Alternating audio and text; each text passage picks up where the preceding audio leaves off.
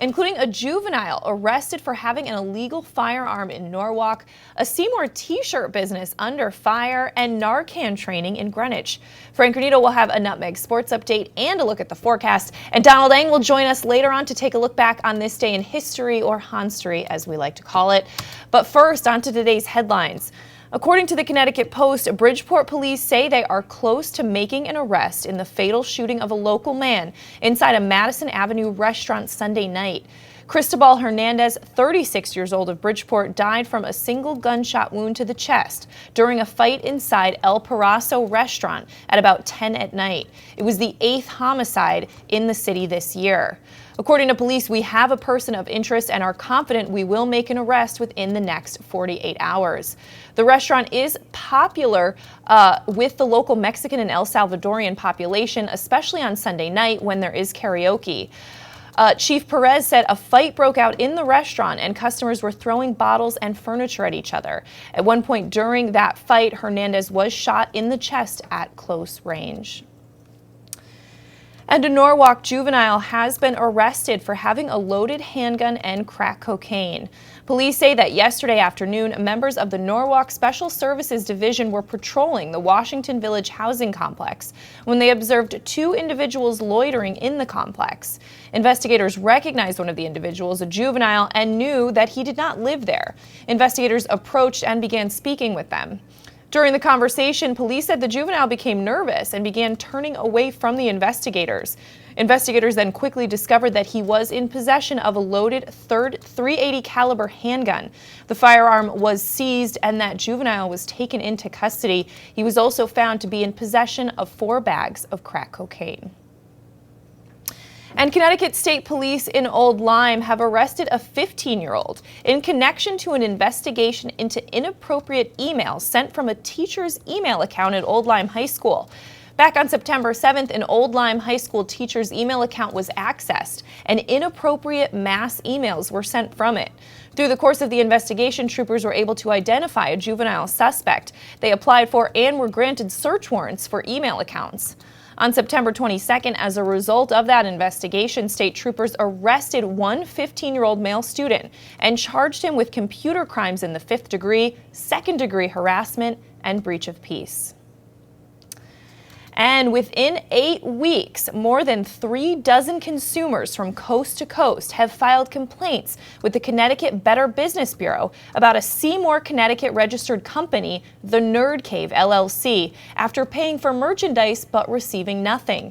In addition, the company has failed to respond to 15 of 54 closed consumer complaints. Consumers tell BBB that they saw ads for the business's custom t-shirts on social media and a variety of well-known websites. Buyer placard placed their orders and the Nerd Cave charged their credit cards, but they never received that merchandise. In several complaints and customer reviews, consumers say they repeatedly tried to contact the company without any success. Others say even if they did get a hold of customer service, they were promised that they would receive their packages.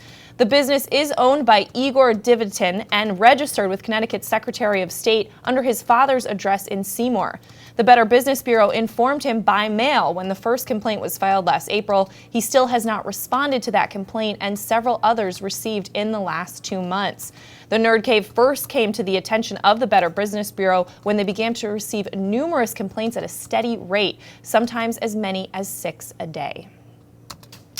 And in other news, a Fairfield teen turned herself in on September 26 on an active arrest warrant stemming from a July 22nd car accident that sent her and several others to the hospital with minor injuries. Easton police charged 19-year-old Casey Ventimiglia of Lloyd Drive in Fairfield with driving under the influence of alcohol or drugs by a person under the age of 21, as well as failure to drive right and possession of drug paraphernalia. She was released on a promise to appear in court on October 11th. And Milford police have arrested a man accused of harassing a woman by calling her multiple times a day. 36-year-old Charles Carroll of Texas was arrested on 2nd-degree harassment charges Monday. According to police, Carroll called a Milford woman approximately 80 times a day and left her obscene voicemails. He was released on a promise to appear in court. And Silver Hill Hospital will be providing Narcan training in Greenwich over several upcoming sessions. The hospital will provide Narcan, the life-saving antidote to opioid overdoses, to individuals who attend community training sessions, teaching them how to identify an opioid overdose and administer the drug. Silver Hill is partnering with the Greenwich Community Health Improvement Partnership and Communities for Action to educate individuals about the risks of heroin and other opioid use and the potentially life-saving benefits of Narcan. The community presentation will include an overview of opioid use in Connecticut, discussion of the risk factors for opioid dependence, as well as information on how to identify an opioid overdose. Those sessions are currently scheduled for Wednesday, September 28th at the Greenwich Library, Wednesday, October 5th at Greenwich Town Hall, Thursday, November 3rd at Greenwich Town Hall, and Wednesday, November 9th at the Greenwich Library. To register for any of those sessions, you can call 888-305-9253 or visit greenwichhospital.org, and in their events section, search Narcan. But let's throw it over now to Frank Granito for a look at the forecast. Frank. Thank you, Kate. And it looks like it's time to break out the rain jackets. We had some early morning showers pass through the county, and we can expect it to remain mostly cloudy throughout the afternoon with the possibility of showers and temperatures in the mid-70s. Overcast tonight with the temperatures dropping down into the 50s, and again, there could be a shower or two passing through before Wednesday morning. Wednesday looks like it will be another gloomy and overcast day. Cloud cover from dawn until dusk. Wind gusts pick up. They'll be around 15 miles per hour, but temperatures sitting comfortably in the high 60s. Doesn't look to be too much rain for tomorrow. Cloudy again overnight, but that is where we will pick up with the rain again heading into Thursday morning.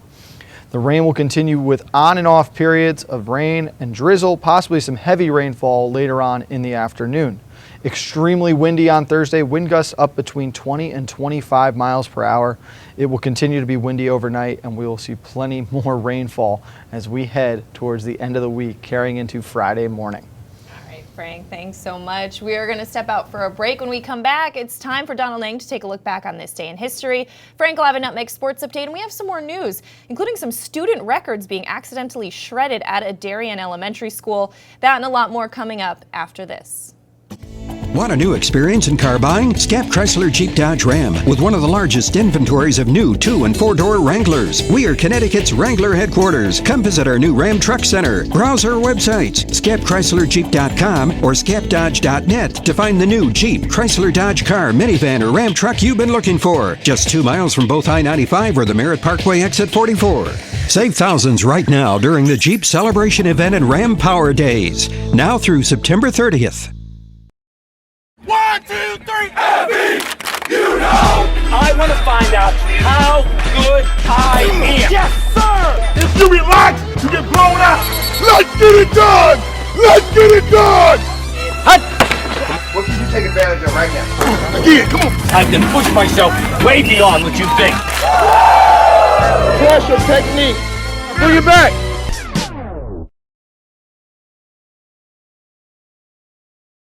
At In Sports Trumbull, the game is always on inside. Recently renovated and home to one of Connecticut's largest indoor turf fields, In Sports is a multi-sport recreation center providing state-of-the-art facilities for league play, camps, and youth programs. Players have access to soccer, lacrosse, football, baseball and softball, field hockey, rugby, basketball, volleyball, and social game facilities. In Sports has also launched an early childhood development program, a daycare and pre-K program all rolled into one. Don't miss out on the fun. Find out more at insportscenters.com or call 203-268-1214. Like and follow us on Facebook.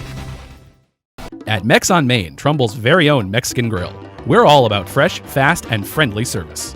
Our Main Street restaurant offers the best in traditional and non-traditional Mexican dishes, with only the best ingredients, never frozen. From authentic burritos, fajitas, quesadillas, and salads, we have something on the menu for everyone in the family. And enjoy our open salsa bar, giving you more ways to customize your meal. Stop in for lunch or dinner at 6528 Main Street, Trumbull, or find out more at mexonmain.com.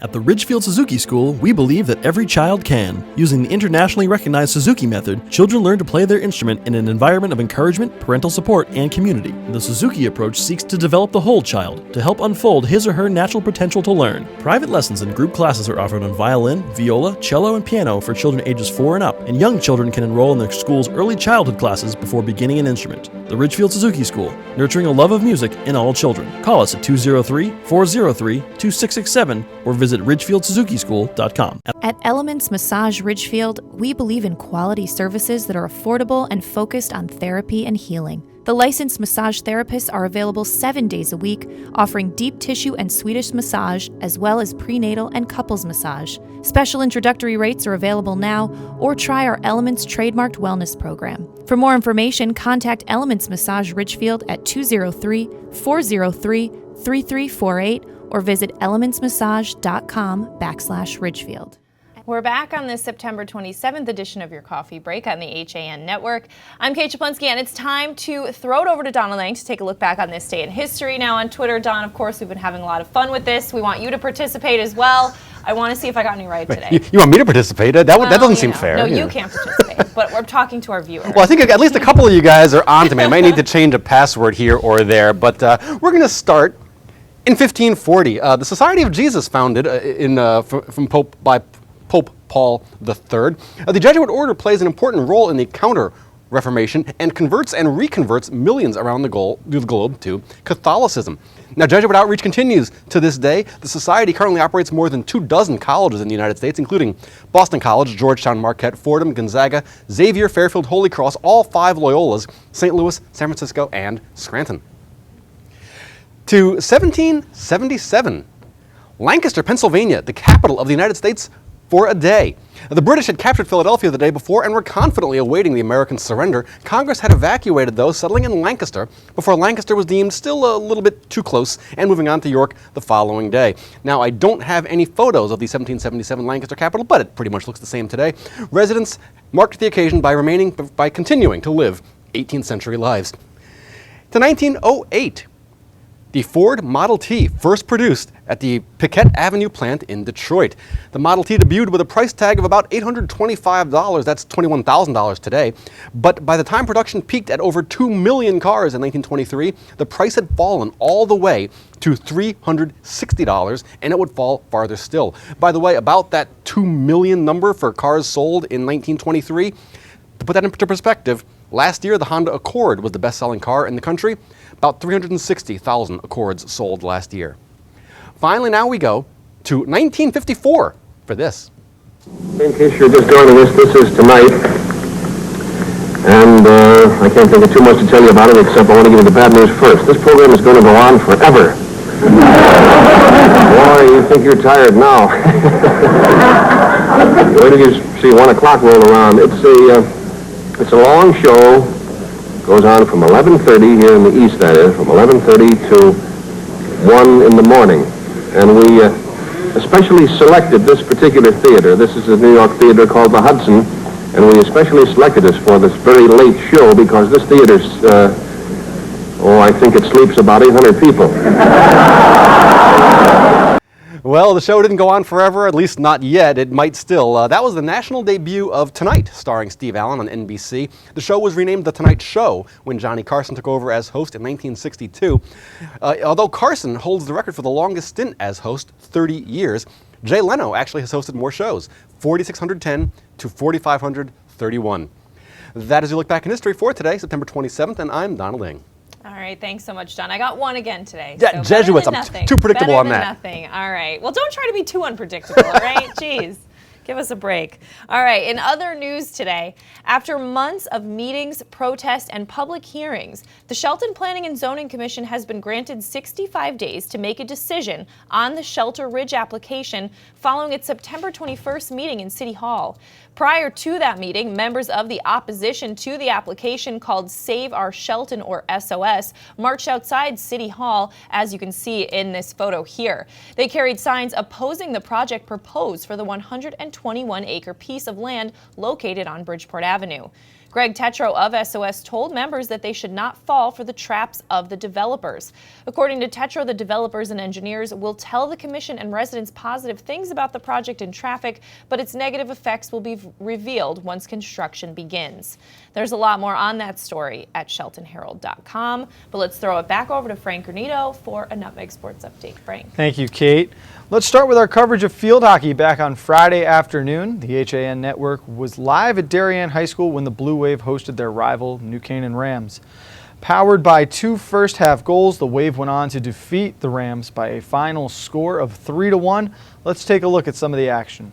Thrown towards the front of the net. Gata kicked it away once. Standing there on the doorstep was Lowe trying to put it in. Shot coming! And it is a good goal. Hesitation for a second from the referee. More likely it gets that they are going to convert one of them. And there it is right there on cue. Howe not letting this one go through. Took the pass. Big windup. Hits the low shot to the bottom left corner. 2-0 in favor of the Wave. Looks to the middle. Giannunzio there. Shot came up. Blocked one. Second effort. And it is a good goal. A little bit more of a flow. Even just in this season, Darien has one more game under their belt. That's one more game worth of reps and passing.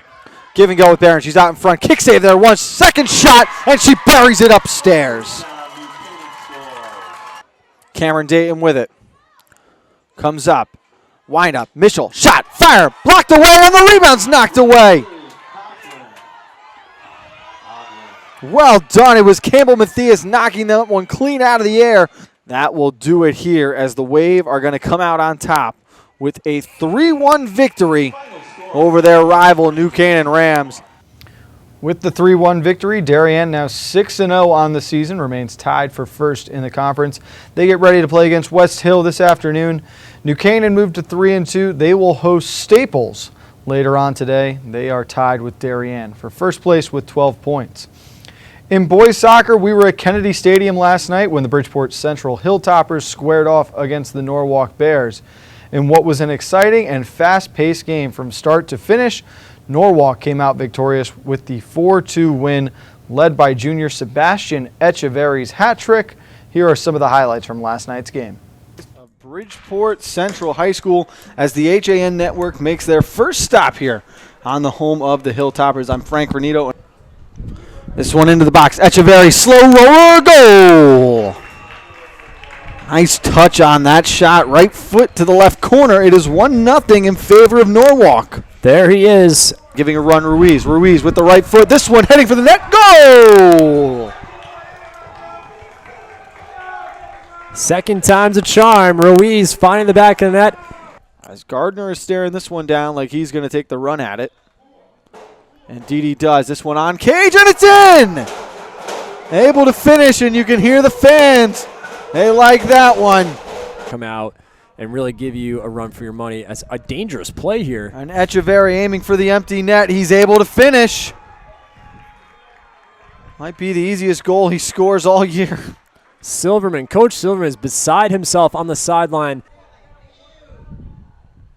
Good effort by Gardner there. Keep that one in. And indeed it is. Nice finish by Muhaj. Pressure not making life any easier right now for Central as they look to stay on the attack. Echeverry in all alone. Fakes to the right, makes the move, and he's able to finish. The young man's got himself a hat trick. Oh, what a move. Echeverry. Impressive play from Sebastian Echeverry and the Bears from start to finish. Bridgeport Central falls to 1-6 on the season following the loss. Norwalk, now 3-3, finds themselves tied for 8th place, that last coveted spot that could get you into the FCIAC playoffs. For more highlights on all of the other sports in the FCIAC, tune into Nutmeg Sports at 2 o'clock. That will do it for this Nutmeg Sports update, though. Let's throw it back over to Kate. All right, thanks so much, Frank. Well, getting back to more news, the Darien Times reports that student records were accidentally shredded at an elementary school. Every year at Royal Elementary School, 5th grade student records are put out in boxes to be transferred to Middlesex Middle School. It's been the same routine for years, but this year, however, things did not go quite as smoothly. Boxes full of records were put out for transfer, but they were put just a bit too close to the boxes of documents that were set to be shredded. As a result of what new principal Dean Ketchum called a very unfortunate accident, all those records are gone. The boxes of records were shredded along with all other material. Parents of students received a letter home asking them to provide the materials for the school again, along with a sincere apology. The materials that were lost include registration materials and things such as student forms, proof of residency, mortgage statements, copies of birth certificates, copies of driver's licenses, and passports. More on that story at DarienTimes.com. And in New Canaan, buildings formerly occupied by Napa Auto Parts and a dry cleaner at 23 Vitti Street is proposed for demolition this fall to make way for a 3.5-story apartment building and a 2-story commercial building on the half-acre site. A public hearing on that special permit application is scheduled for Tuesday, September 27th, 7 p.m. at Town Hall tonight. The 2-story commercial building, which is 8,600 square feet, is planned to be adjacent to the street.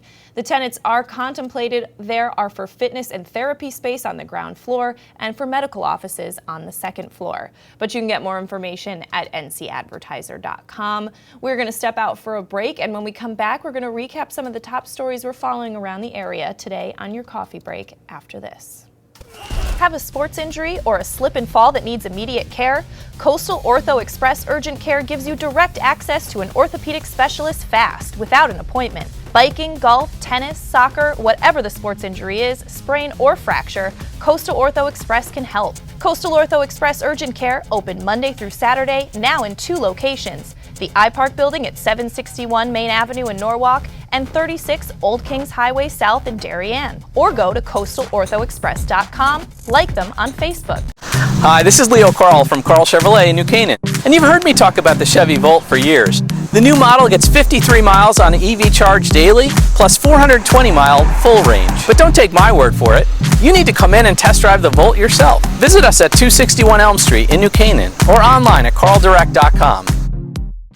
As you're getting back to your regular schedules, we're excited to get back to doing what we do best, offering you the freshest seasonal fare and all the ingredients for a healthy start to school. So shop Walter Stewart's for everything fresh, from A, apples to Z, zucchini, and from cotton candy grapes to back to nature all-natural snack bags. We save you time by stocking all of your favorite back-to-school essentials under one roof. Walter Stewart's Market, 229 Elm Street, or shop online at stewartsmarket.com.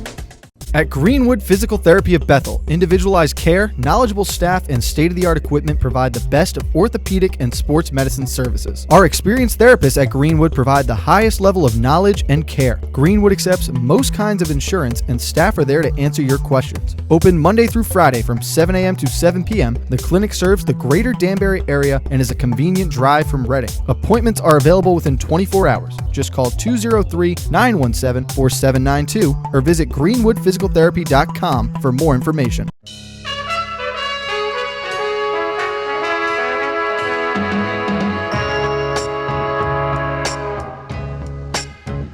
Washington Prime, now open on Main Street in Georgetown.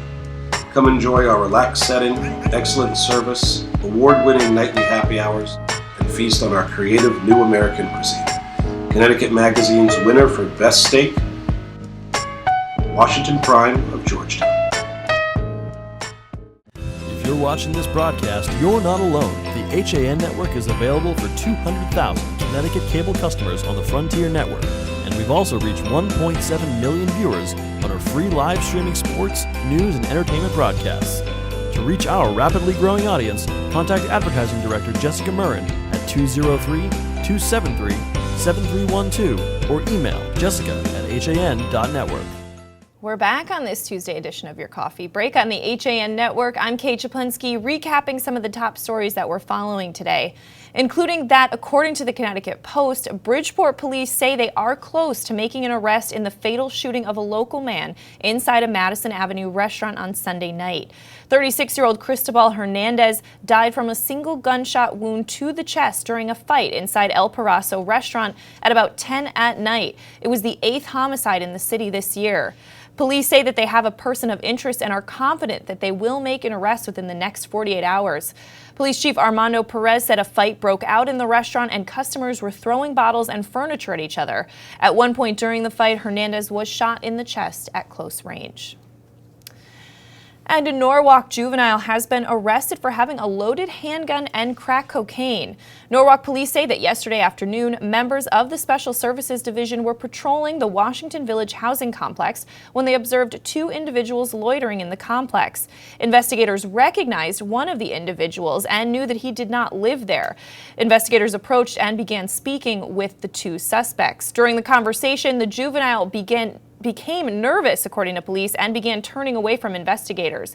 Investigators quickly discovered that the juvenile was in possession of a loaded .380 caliber handgun.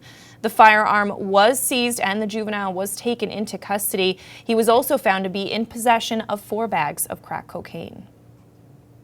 And Connecticut State Police in Old Lyme have arrested a 15-year-old in connection to an investigation into inappropriate emails sent from a teacher's email account at Old Lyme High School.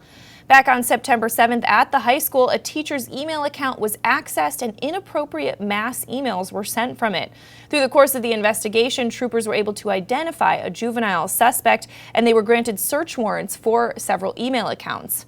On September 22nd, as a result of that investigation, troopers arrested a 15-year-old male student and charged him with 5th-degree computer crimes, harassment in the 2nd degree, and breach of peace.